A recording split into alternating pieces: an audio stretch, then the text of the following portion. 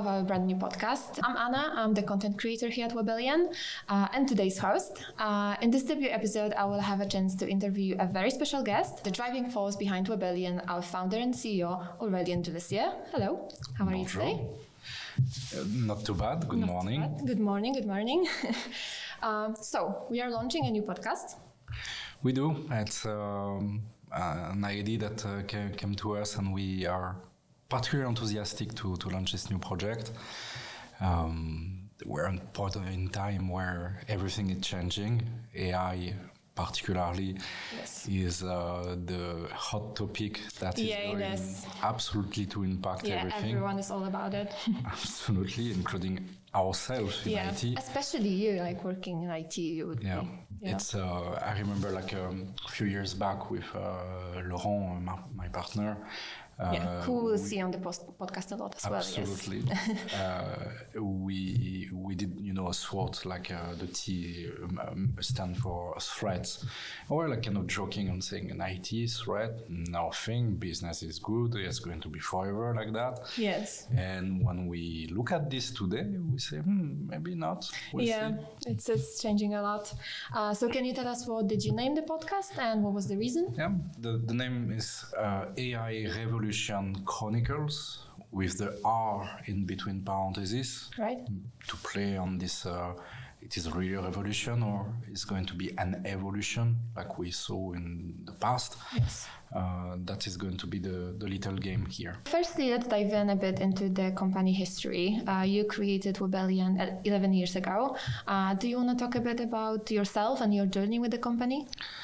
Yeah, so I used to be behind the scene, but let's talk about the history to have the proper foundation in this episode 0. And then we will be able to focus on the content and particularly sharing our journey, basically. It's what who we are. And But initially, I am an engineer, so I been developing applications since more than 20 years already, almost 30 years in fact. I took a role particularly of architect in the project I've been working in.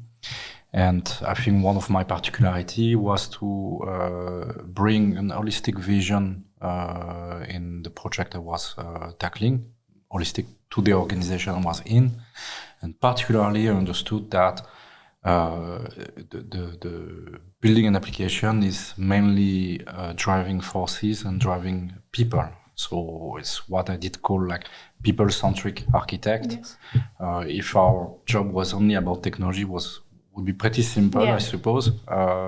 With people, is much more like work to understand how you're going to drag people with you in your ideas. Yeah. You need to convince. You need to feel what would be acceptable, not acceptable, motivating, not motivating.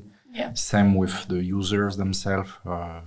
Sometimes they want things that are absolutely not required or too expensive, whatever.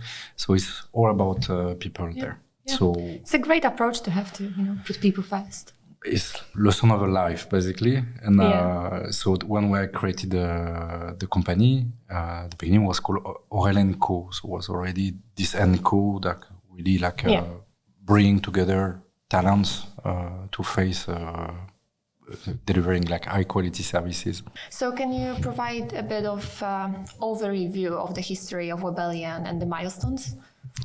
Yeah, at the beginning, the creation is we've been developing applications on web technologies. That time was like 2012 was really the hot topic. The name comes from there when we change Aurélien Co. in Webellian. Web is web. Yeah, of course. So it's in the roots of the company.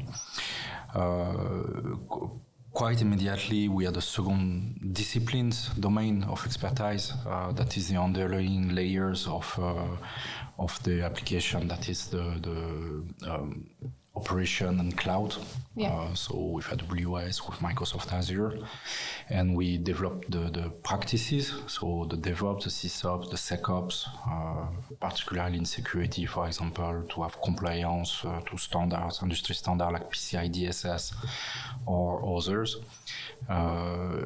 then a third discipline kicked in, pretty different in culture at that time, was to focus also on business intelligence. So it's data visualization, data warehouses, that evolved over the years more towards big data, data science, and then machine learning. That is like the foundation for this AI topic. So let's dive into the hot topic now.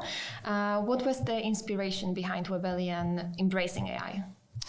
But the first thing is we're geek, so it's the toy box. So indeed we jumped on it. It was pretty fascinating, pretty shocking somehow also, because it's something that is in the air since decades. I remember when I was like a young student, when I looked at which study I'm going to do, was there like neural networks, artificial intelligence, but was conceptualized in more mathematical I feel like way. now it just became like available to everyone. It's just that's why it's became huge. So it's not just the IT sector; it's everyone. It's everywhere. And here today we're like in the application of implementing those AI tools.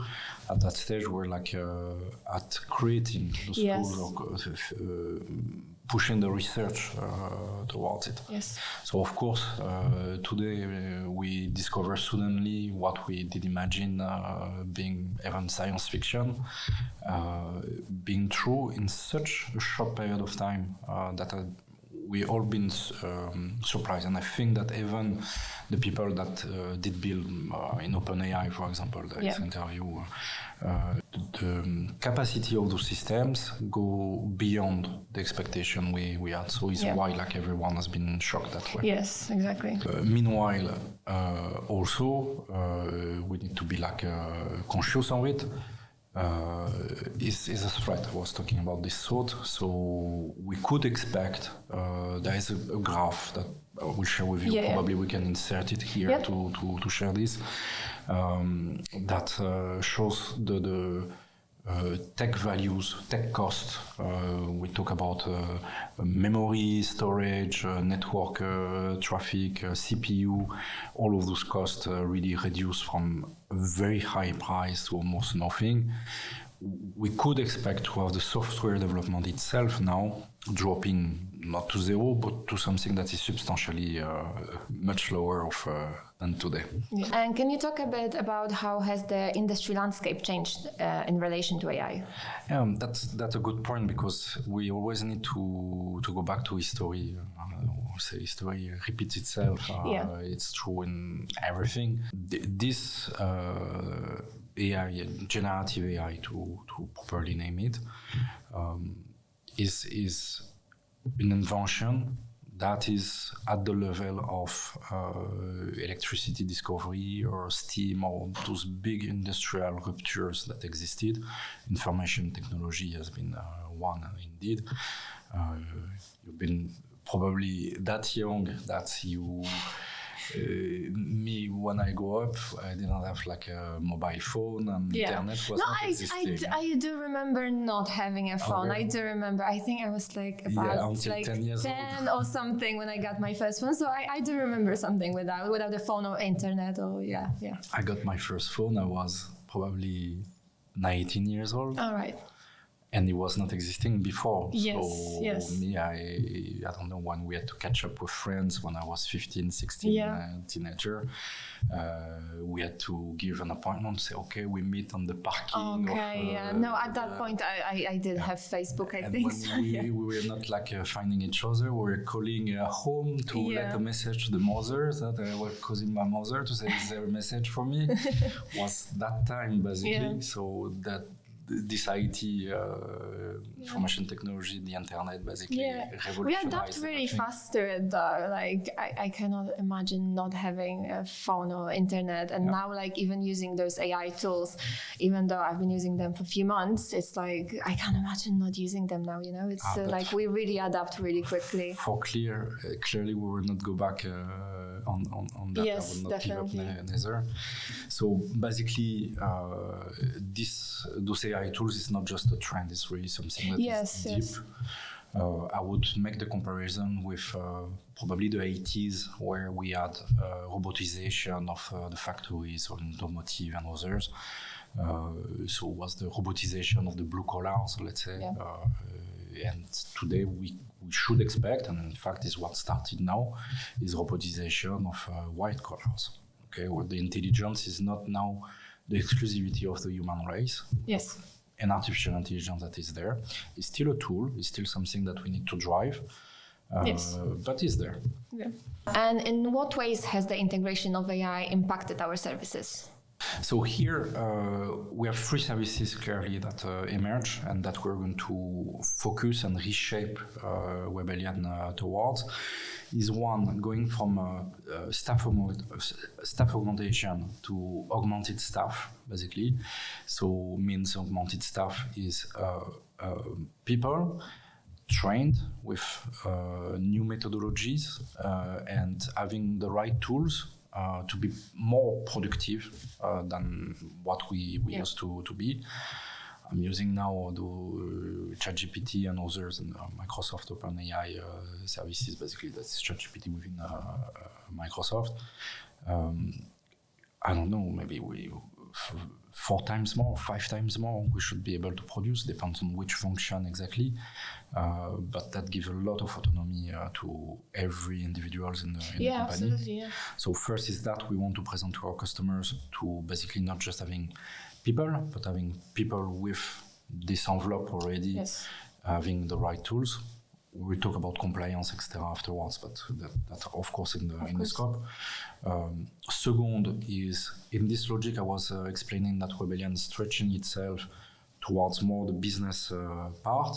Here it confirms it. We need to reshift also on that part to be able to intervene in business model re-engineering, being able to look at what are the impacts, what is the potential of those tools, because we are still on that ground that everything needs to be explored and discovered and find new usages.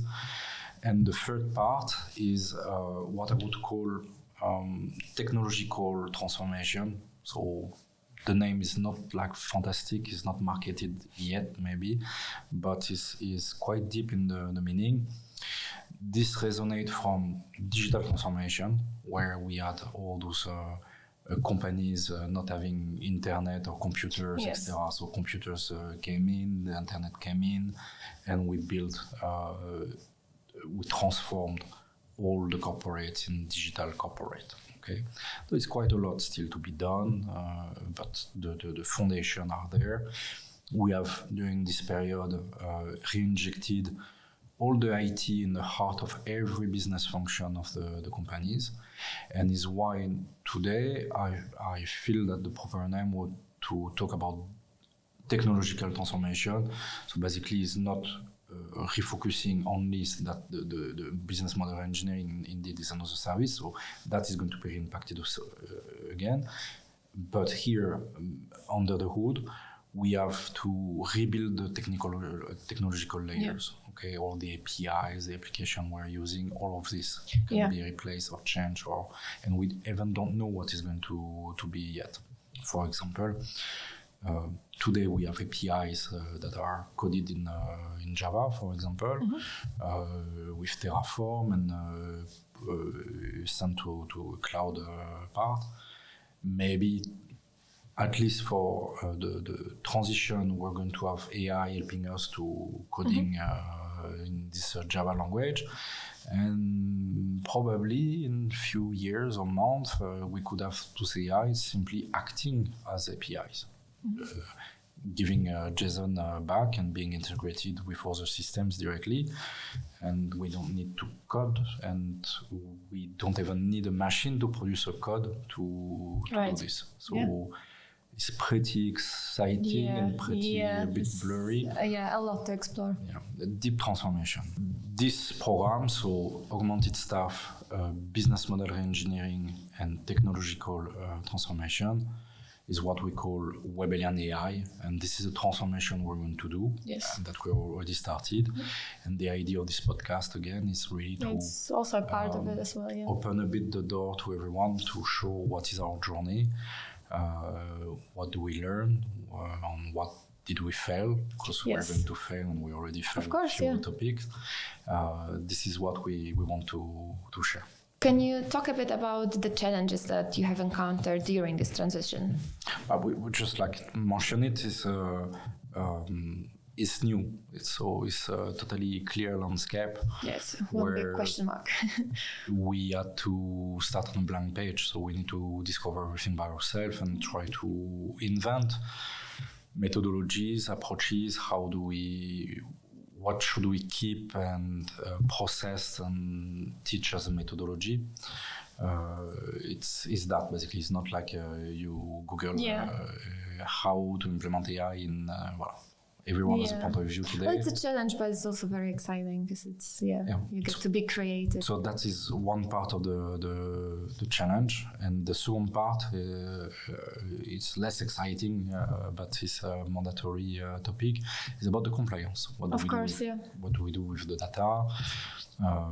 About also industrial secrets. We know that in the past could be some problems and question mark. Yeah, of course. And the topic of particularly if we look at the more geopolitical landscape, the technology sovereignty is a topic that is hot in Europe, particularly right now, to not be totally dependent on the US technology or tomorrow Chinese technology maybe. Of course. So there's a space there. So the regulation is stepping in, making the compliance an activity that is pretty deep in this approach. Our customers also were working mostly for global corporates. The first reflex was to say we don't use that and we forbid it. Time to process and understand. Yeah. And there's a lot of fear around that, so it's not surprising that first people are like, "Oh no, absolutely not."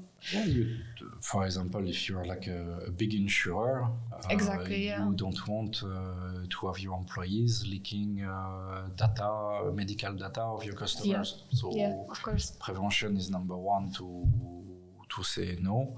And then I can testify, we can say about Allianz or AXA, or if we talk about insurers, they both published that they implemented their own GPT totally under their control. Yes. So, and they've been super fast basically to release this internally to their employees. That's amazing. Mm-hmm. Can you tell us a bit about how you experimented with those tools so far? We, in professional context, so in what we are doing, it's on everyday basis. The right usage right now, where it's very performant, is to assist you to write long documentation. So we're in the current process in Webellian in passing the certification ISO 9001, the 20,000, the business continuity, and the information security 27,000. I'm happy that we do that now and not 2 years ago. Yes. We're much easier now. Much more productive.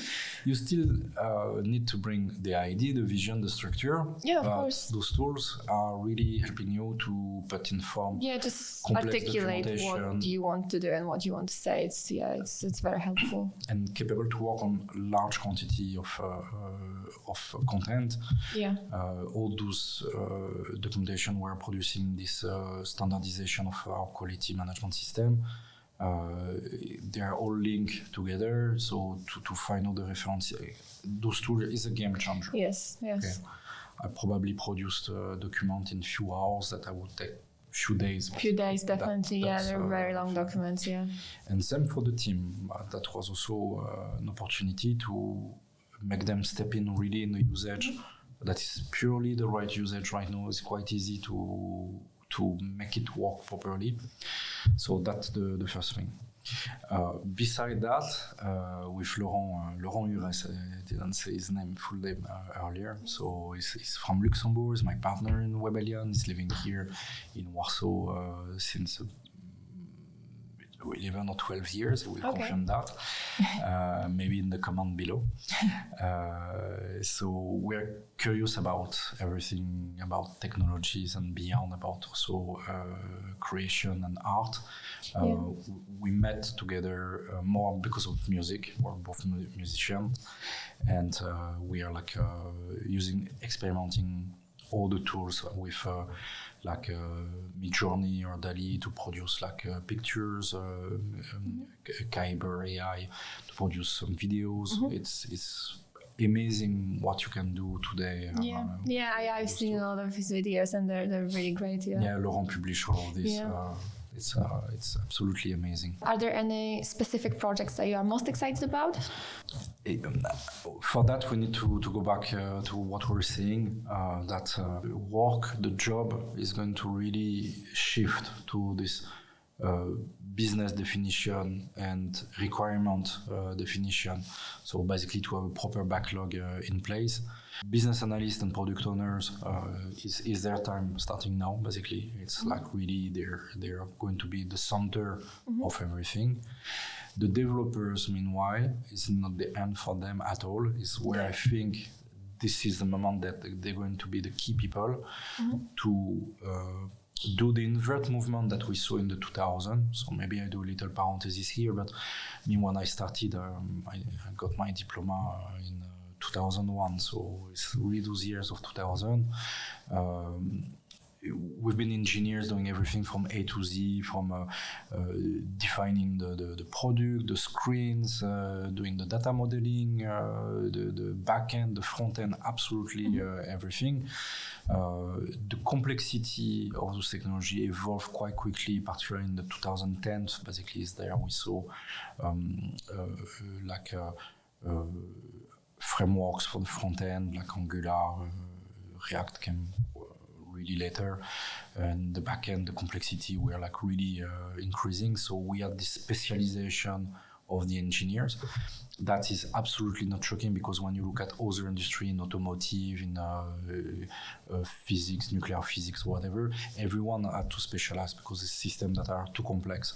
So we had this movement, and I think that we could see now a despecialization of the developer, basically, that getting more with an holistic view from A to Z and participating in defining the requirements. So probably in the what, so what the application should do, and the how, and this is the key they are bringing. And if you have both, then we can imagine a system that is going to basically digest your backlog and propose you an application working, fully working. And how is important in this to drive the Of AI, course, how to do it. Sometimes there is irrational choice. I don't know. It's I used to say it's kind of the religious layer in an organization. We want to do that more in Python. We want to do that more in Java. We want to do that more with the Microsoft technology, etc. So how the developer is going to be there to drive this. So now to address the question, what would be the dream AI tool coming, is this tool basically.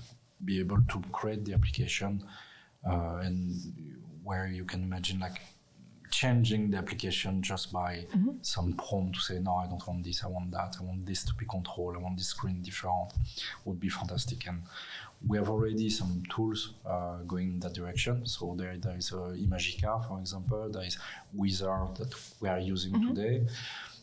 Okay, it's there. It's not yet that intelligent, that capable, let's say, but there is so much initiative in all of this.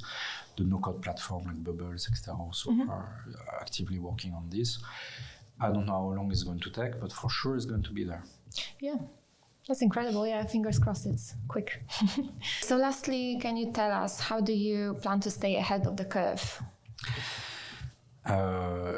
First, we try to stay in the curve. Yes. Okay. That goes by accepting the change. So we mean that for that we need to really train ourselves. So it's what we're doing today is training, and also is a moment of time where we have this big change that is going to be also on the human layer, that the generation, and I think you and me we're like on both sides of the table, is your turn today. And us with Laurent, we are like not on the decline. We're still active and driving all of this. But now is our role to be like mentors and drive this population towards those new technology and relearn absolutely everything. I think that's all from me. Thank you for sharing your insights. Hope everyone enjoyed diving into a bit of a history of Webellian. And there is way more to come.